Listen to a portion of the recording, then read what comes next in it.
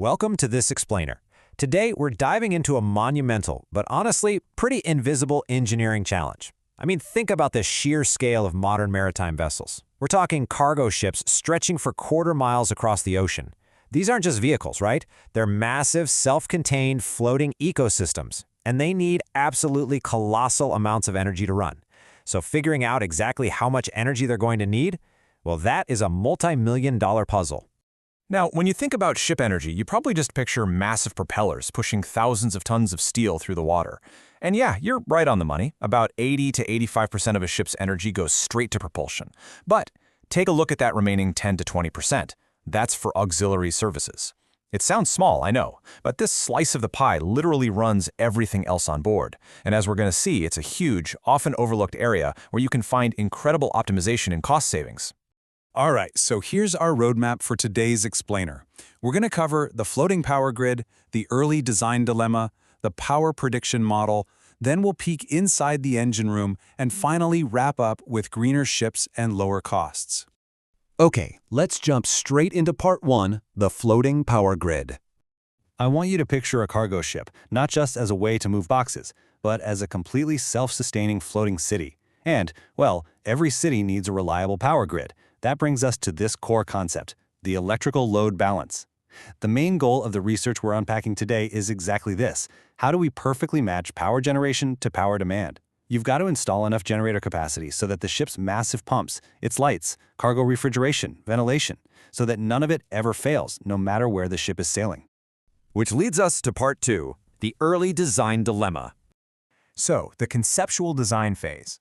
This is arguably the most critical time in shipbuilding, because this is when you lock in the major costs and the efficiency standards for a ship's entire lifespan. But to figure out that electrical load balance early on, naval architects are usually stuck between a rock and a hard place.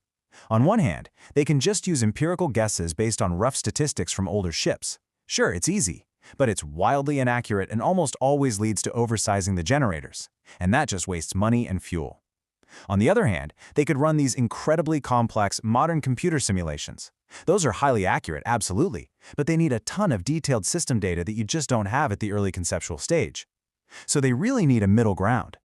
And that brings us to Section 3, the power prediction model.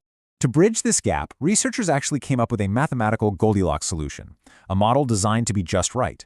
This scheme completely bypasses the need for deep, complex simulation data that doesn't even exist yet. Instead, it takes us perfectly from the very basic conceptual dimensions of the ship straight through to a total power calculation.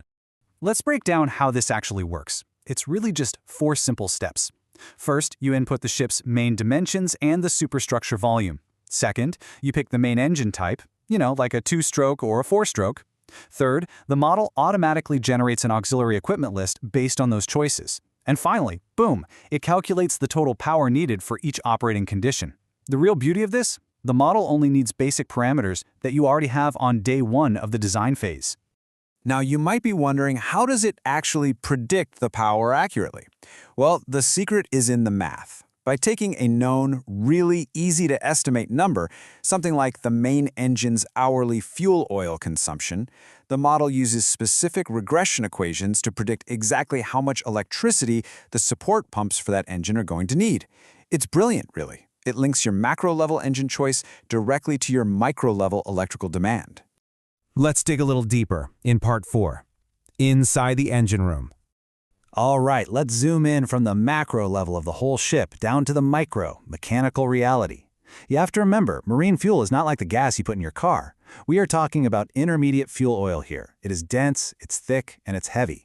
Just moving the stuff from storage tanks, pushing it through purifiers and heaters, and finally getting it into the massive main engine, that takes some serious mechanical muscle. And that mechanical muscle comes from continuous service equipment. Basically, these are the major energy hogs of the engine room. We're talking about the fuel oil supply and circulating pumps, the purifiers spinning at crazy high speeds, massive water pumps cooling the engine down, and the lubrication pumps keeping the whole thing from just grinding to a halt. The mathematical model we just looked at, it specifically targets these exact components for optimization. So here is the absolute crucial takeaway, 70%. According to the research in our source material, pumps can account for up to 70% of a ship's total auxiliary electrical consumption. That is a staggering figure, right? It really drives home why predicting and optimizing fluid machinery through this mathematical model is the absolute key to unlocking massive energy savings across the entire vessel. Which perfectly sets up our final section, Part 5, Greener Ships, Lower Costs. So, we've talked about the theory, the math, the machinery, but you might be sitting there asking yourself, okay, how does predicting the power of a lubrication pump actually help lower global greenhouse gas emissions? It's a great question, and the answer lies in how a ship dynamically operates day to day. See, a ship's energy needs fluctuate wildly, depending on what it's actually doing. When it's out at sea, propulsion is super high, and the auxiliary power stays pretty steady. But then, when they're maneuvering, suddenly you need a huge spike in auxiliary power for the thrusters. And here's the kicker. When a ship is sitting in port, the main propulsion engine is completely shut off. But those auxiliary generators, they still have to run to support the massive hotel load. Cargo operations, lighting, ventilation, all of that. And this is a big deal because auxiliary diesel generators are a massive source of air pollution, especially when these ships are docked right next to major cities. So, by using our predictive model early in the design phase, naval architects can accurately right-size these generators for those specific modes, rather than just guessing and throwing in some massively oversized system. Right-sized generators run closer to their peak efficiency, and that means less wasted marine diesel and a dramatic drop in greenhouse gas emissions. And honestly, there's just a beautiful synergy here. As this quote points out, designing an environmentally friendly ship isn't just about saving the planet. It directly translates to massive operational cost savings for the ship owner. Less fuel burned literally means less money spent. At the end of the day, efficiency is profitable.